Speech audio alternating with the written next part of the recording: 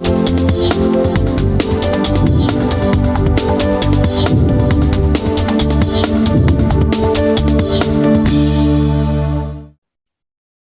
amigos, estos diálogos fiscales, yo soy Jaime Flores y hoy vamos a platicar de un tema siempre vigente, vamos a hablar de asimilados y salarios. Hay un experto que nos va a platicar de este tema, quédese con nosotros.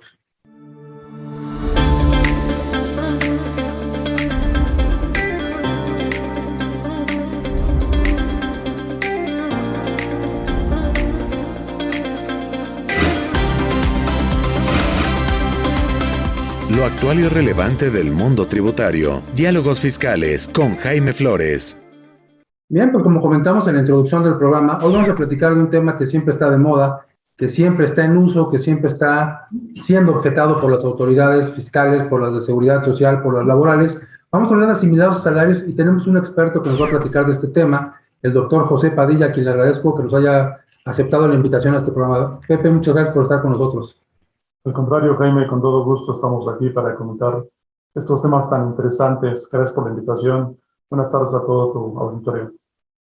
Pues asimilados a salarios, una figura que, si bien no refiere a trabajadores, mucha gente lo utiliza con trabajadores, si bien no es un pago salarial, está ubicada en el mismo capítulo, en el mismo artículo en que se habla de salarios.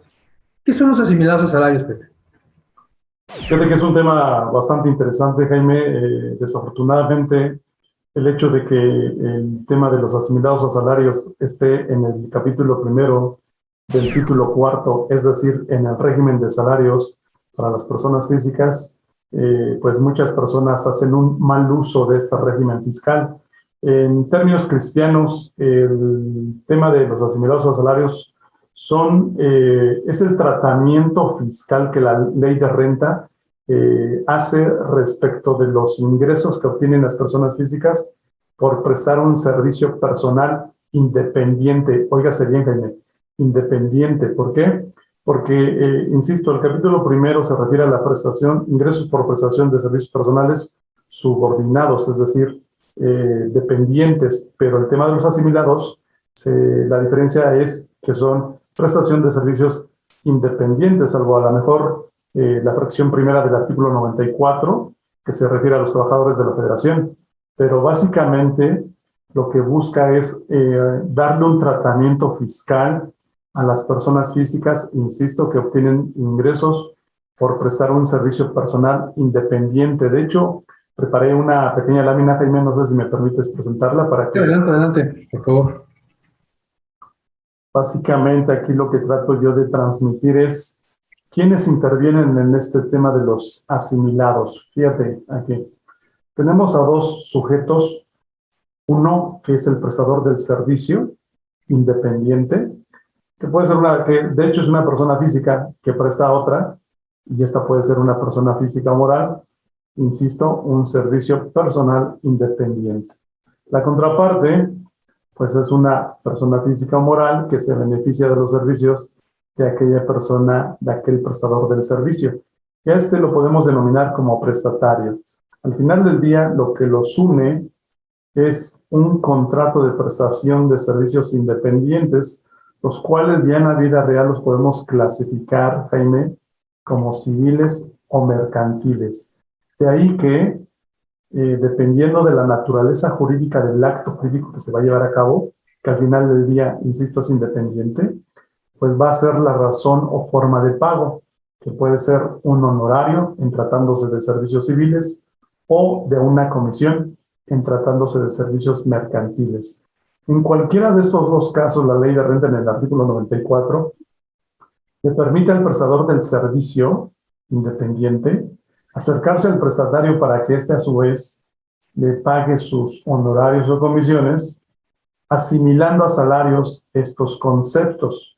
Y obviamente el prestador del servicio se obliga a prestarle al prestatario un servicio consistente en un hacer, incluso en un no hacer, en favor del prestatario. Aquí hay una contratación sinalagmática, que quiere decir que hay gravámenes para las dos partes. Pero no hay que perder de vista, Jaime, que en esta relación, en este tipo de contratos, lo que prevalece es una prestación de servicios independientes, insisto, civiles o mercantiles. Ok, y mira, hablas de servicios. Sin embargo, y para efecto de enfocar en el contexto general de los asimilados, tú decías, la primera fracción, la del 94, habla de una relación subordinada, trabajadores del Estado con el Estado mismo.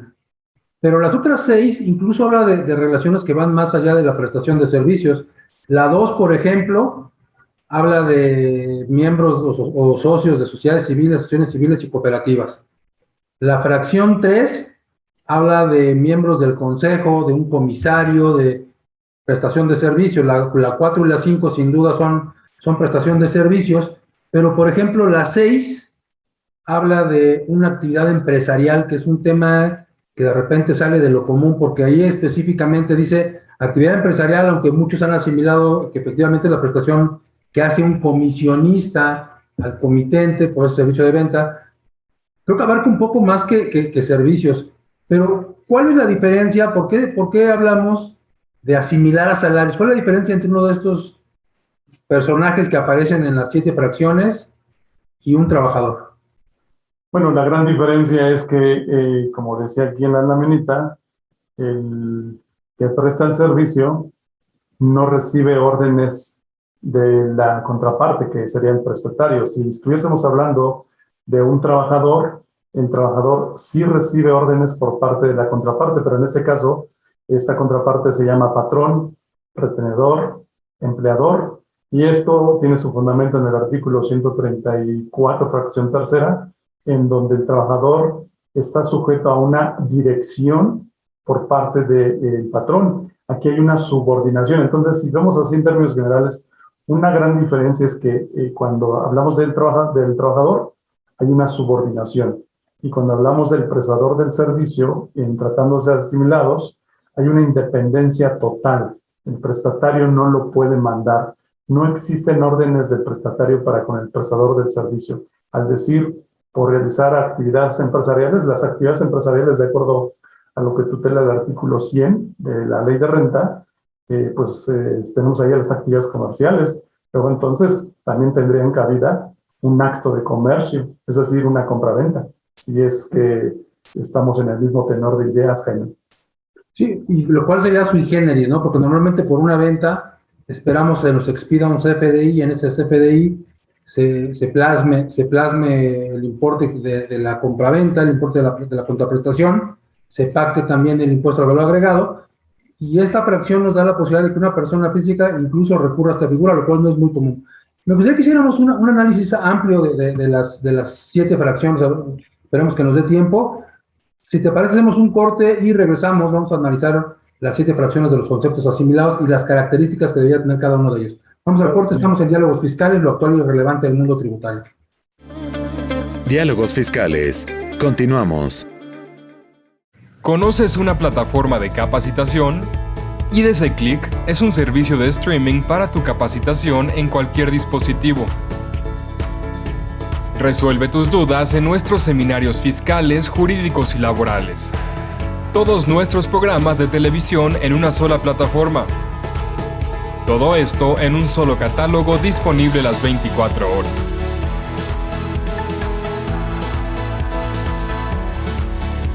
Únete a la familia IDC con la mejor plataforma para una capacitación completa. IDC Click, tu mejor opción.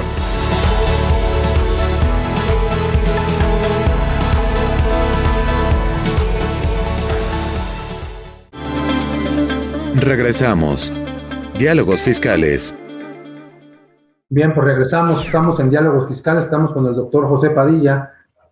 Pepe, nos estabas platicando de los asimilados, de las diferencias que existen con los trabajadores, la subordinación particularmente, pero ya lo mencionabas tú en la primera parte del programa. Los de la fracción primera incluso también están subordinados al Estado, pero finalmente están subordinados. Ahí me parece que no hay gran diferencia. Ahí me parece que incorporarlos en el concepto de asimilados a salarios atiende más a esta denominación de sueldo que se le da a la retribución que reciben los trabajadores al servicio del Estado en diferencia o en contravención al salario que se le paga a la iniciativa privada, que podría ser ahí el concepto, y se trata de los igual para efectos de la determinación del impuesto. Pero en la fracción segunda, y es un tema que nos atañe a los que estamos en la prestación de servicios desde una sociedad civil o una asociación civil, aunque luego también se incorporan las cooperativas, se habla de que también hay conceptos asimilados a salarios. ¿A qué refiere este concepto? ¿A quién se le paga asimilados en términos de esta fracción segunda? Digamos que, haz de cuenta que yo que pertenezco, al igual que tú, a un despacho, una sociedad civil, despacho de contadores. Si bien es cierto que es mi firma, mi razón social a través de la cual presto mis servicios, esta es un ente jurídico totalmente distinto a un servidor. Esta persona moral tiene sus atributos personales, tiene una personalidad jurídica propia y por lo tanto quien cobra los ingresos o a través, digamos que es el vehículo corporativo por el cual se prestan los servicios a mis clientes. Luego entonces mis clientes a quien me pagan es a la persona moral, a la firma, al despacho de contadores públicos. Pero yo, como decimos allí en clases, Jaime, pues yo necesito comer. Entonces, pues cuando de la sociedad civil yo saco lana de la sociedad para hacerme un pago, yo no tengo ninguna subordinación para con la sociedad civil. Yo formo parte, yo soy incluso el director. Luego entonces, ese dinero que yo saco de la sociedad civil, del patrimonio de la sociedad civil, para que se vaya a mi cuenta bancaria, persona física José Padilla, ese dinero precisamente es el que la ley de renta dice en el capítulo primero. Considerando que no se trata un ingreso por prestar un servicio personal subordinado, entonces estás prestando un servicio personal independiente, luego entonces vamos a asimilar ese dinero que se te paga a ti, persona física, pero únicamente para efectos del cálculo del impuesto sobre la renta. Es decir, cuando viene la asimilación, se refiere a que esos recursos que salen de la sociedad civil para irse a la cuenta de José Padilla, persona física, tienen un trato de calcularle el impuesto sobre la renta como si se tratase de un asalariado. Ahí es donde viene el término de asimilado a salarios. ¿Por qué? Porque solamente es para calcular el impuesto sobre la renta que se supone debe de calcular, retener y enterar la sociedad civil. ¿Para qué? Porque además la ley de renta en el artículo 27, fracción quinta, le dice que como es el 25 permite que sea una deducción para la persona moral, pero el 27, fracción quinta, le dice que para que sea deducible tiene que cumplir con las obligaciones de cálculo de retención entero del impuesto, es decir, al impuesto que se me calcula por concepto de asimilados a salarios. A eso se refiere lo mismo una sociedad civil como una cooperativa. ¿Y qué denominación recibe este pago que tiene para sí el socio, el cooperativista, el asociado en la asociación civil? Aquí la sociedad civil tiene que emitir un comprobante fiscal digital por internet por pago de asimilados a salarios bajo el concepto de anticipo de remanente, el cual es al que se refiere precisamente ese 94, fracción segunda de la ley de renta, y para la persona moral es una deducción, para la persona física es un ingreso, y como persona física en términos del artículo primero, fracción primera de la ley de renta, estoy obligado a pagar impuestos sobre la renta. ¿Cómo lo hago? A través del cálculo retención entero que efectúa la persona moral a la cual pertenezco. Y aquí hay un tema, quizás sale un poco de este ámbito fiscal, pero si para efectos de renta dices 25, primero que lo señala como deducción y 27 después que me establece requisitos, lo consideran una deducción y después me da sus requisitos. Para efectos financieros, para la gente que nos ve, ¿qué tratamiento debiera recibir? Si me dice que es un anticipo de un remanente, de una utilidad, ¿sería una disminución de una cuenta de capital? ¿Sería considerado un gasto para efectos financieros? ¿Cómo debiéramos equiparar o empatar ambas?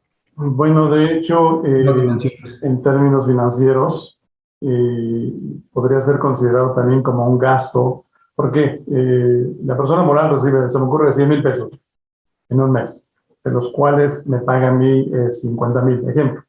Entonces, de los ingresos, tenemos que restarle 50 mil por concepto de gastos. ¿Cuáles gastos? Pues el gasto que se me está efectuando por concepto de asimilados a salarios. Sí, sería equiparar ambos conceptos, ¿no? Que a veces es una cuestión que hacemos naturalmente, está en gastos, pero no encontramos quizá De hecho, si tenemos una analogía, Jaime. Recordemos que en tratándose de sociedades mercantiles está por ahí la sociedad de nombre colectivo, en donde los que intervienen son sociedades de personas y por lo tanto a través del artículo 49 de la Ley General de Sociedades Mercantiles permite que para el caso de socios industriales se le hagan pagos por concepto de alimentos, los cuales te dice que mandes a los resultados de la sociedad de nombre colectivo. Sí, porque podría ser el equivalente. Y hoy hablando de toda esta esfera de materialidad y toda esta esfera de operaciones simuladas, muchas veces a la autoridad no le gustan los asimilados. De hecho, yo creo que nunca hay por allá un límite que se estableció para este año. Oye, no le gusta, pero ahora para el límite que pusieron 75 melones en el ejercicio, Jaime. Yo creo que una persona normal, pues de los comunes así como nosotros, pues yo creo que, bueno, al menos yo no, igualito sí, 75 millones en un año por concepto de asimilados.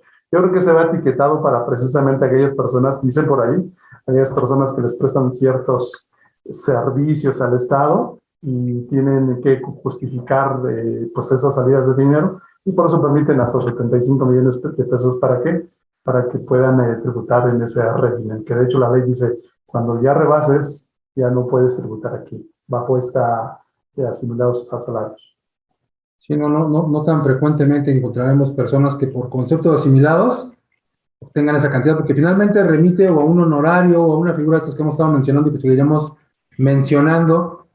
Es complicado, pero creo que el límite lo pusieron con bastante holgura para que se sigan celebrando este tipo de operaciones. A lo mejor iban dirigidos a los que ya ves que hoy día están, pareciera ser que está de moda, que están sobre los artistas, ¿no? Que pues la UIF detectó por ahí lavado de dinero y evasión fiscal.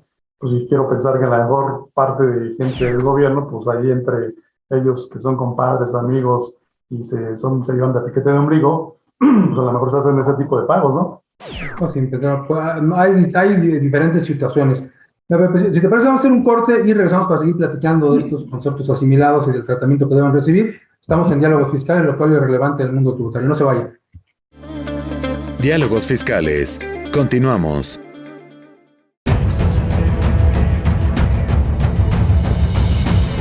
En 1986 nació Información Dinámica de Consulta con la misión de dar información a profesionales del ámbito jurídico.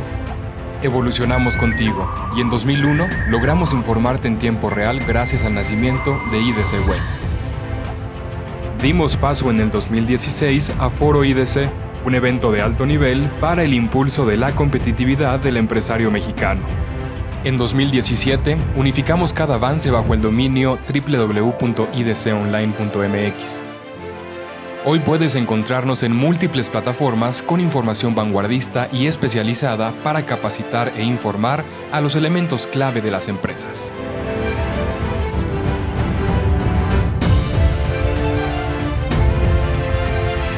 A 35 años de nuestro nacimiento, ha sido un honor acompañar tu labor de llevar a México al futuro.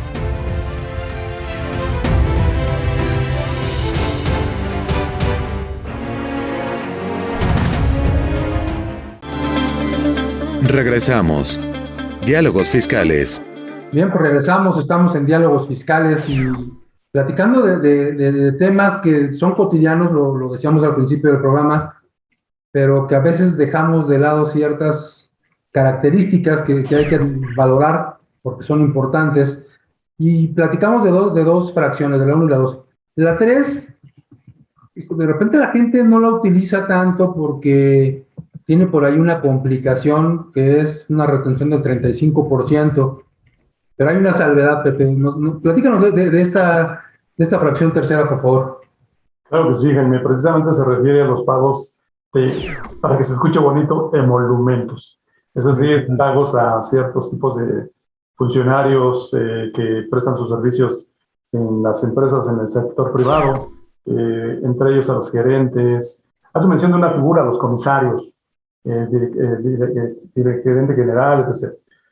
Básicamente ese tipo de personas, la ley dice en la fracción tercera que se le pueden asimilar a salarios sus pagos, pero efectivamente, como bien apuntabas, dice por ahí el 96 que en tratándose de este tipo de personajes, la retención no podrá ser inferior al 35%, es decir, aquella a la que se refiere la tasa de la tabla del artículo la tarifa del artículo 96 de la ley de renta. Pero efectivamente hay una salvedad. Dice, salvo que exista una relación laboral entre este tipo de personajes y la persona moral en donde prestan el servicio. Porque en este caso, Jaime, los pagos que se le hacen, se tiene que calcular el impuesto como si se tratase de un salario, porque efectivamente si hay relación laboral, pues entonces lo que yo le pago pues es un salario. Por lo tanto, procede la cálculo, retención cálculo y retención de acuerdo al artículo 96. El ingreso menos el ingreso exento, la base y la tipo de la tarifa. Y todo eso. Aquí hablamos, les dices tú personajes, ¿no? Miembros del Consejo de Administración, el administrador único, el comisario, órganos de administración y vigilancia, dice esta fracción, que tiene una función diferente a la subordinada. Pensamos en la mesa del consejo directivo, donde están todas las personas sentadas para definir si en esta gran empresa vamos a invertir a Brasil o a Asia, Japón, a cualquier parte del mundo. Y en esas decisiones, por participar en esas sesiones del consejo, se les paga una cantidad. Pero después desdoblamos a esa persona en la que normalmente está dentro de la empresa y trabaja y presta un servicio subordinado también a la misma persona moral y recibe un salario. Entonces hablaríamos de una misma persona que lleva a cabo dos funciones dentro de la empresa, como miembro del Consejo de Administración y como salarios. Si solamente fuera miembro del Consejo de Administración, una persona a la que recurrimos para que nos facilite, para que nos apoye, para que nos ayude en la toma de decisiones, entonces retiene el 35%. Pero si además esa persona tiene la posibilidad de recibir otro tipo de conceptos, como son los salarios, entonces suma los dos y calcúlales como si fuera asalariado. ¿Qué pasaría ahí con el seguro social? Creo que es una pregunta bastante interesante, Jaime, porque en la práctica se ha visto que cuando uno quiere afiliar a ese tipo de personas ante el Instituto Mexicano del Seguro Social, los changuitos que están allí en las ventanillas se dicen que no. ¿Por qué? Porque ellos no son trabajadores. Situación con la que no estamos de acuerdo. ¿Por qué? Porque independientemente de que presten ese tipo de servicios de parte del consejo, Jaime, pero cuando hay una relación laboral, es más, insisto, lo que decía hace ratito, son personas totalmente diferentes. La persona moral a la que presta el servicio y la persona física, ambas tienen su personalidad jurídica propia. Por lo tanto, cuando este tipo de personas prestan un servicio por el cual, además de los emolumentos, hay una relación laboral, pues evidentemente que se actualiza la hipótesis a que se refiere el artículo 12, fracción primera de la Ley del Seguro Social. Por lo tanto, procede su afiliación. De hecho, hay precedentes judiciales que versan sobre ese tema, Jaime. Yo recuerdo que hay uno que versa incluso sobre el administrador único, si no mal recuerdo. Sí, que yo encontraría problemas, sin estar totalmente de acuerdo con el criterio jurisprudencial ni con los acuerdos de consejo técnico que lo señalan, en donde, siendo el administrador único quien manifiesta la voluntad de la persona moral, no podría contratarse a sí mismo. Ese es el argumento central del concepto. Yo a lo que me refiero es, si yo por mi labor subordinada recibo una cantidad y por mi labor como miembro del consejo recibo otra, ¿cuál sería el importe con el cual tendría que cotizar? ¿La suma de ambos? Allá. ¿Individualizar el concepto? A mí me parece que habría que individualizar. Yo considero que sería por separado, Jaime. La parte que se le paga por concepto de el prestar un servicio personal subordinado. Sí, y el tema es ese, ¿no? Que al Seguro Social no le va a gustar porque va a decir, oye, es la misma persona y le pagas por dos vías y difícilmente lo va a entender o lo va a querer aceptar. Yo creo que la salida está en el concepto, ¿no? El 27 de la Ley del Seguro Social, que versa sobre la determinación del salario base de cotización, en su primera oración hace mención que el salario base de cotización se integra con los pagos hechos en efectivo, por cuota diaria, gratificaciones, percepciones, alimentación, habitación y cualquier otra prestación que se le entrega al trabajador por su trabajo. Luego entonces te puede entregar una cantidad por tu trabajo y aparte otras cantidades, pero por prestar ese tipo de servicios que son totalmente diferentes.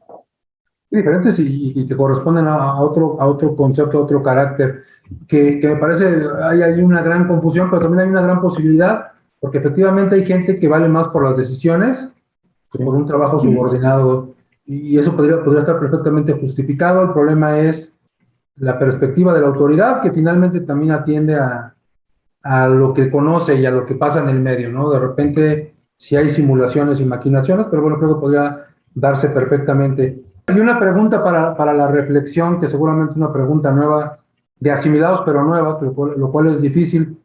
Si un servicio de subcontratación, por ejemplo, lo prestara una persona física con sus trabajadores, ¿se podría asimilar a salarios? Y me gustaría que con eso cerramos tu participación. Pues ahí está la fracción 6 del 94, la que estábamos comentando hace ratito, ¿no?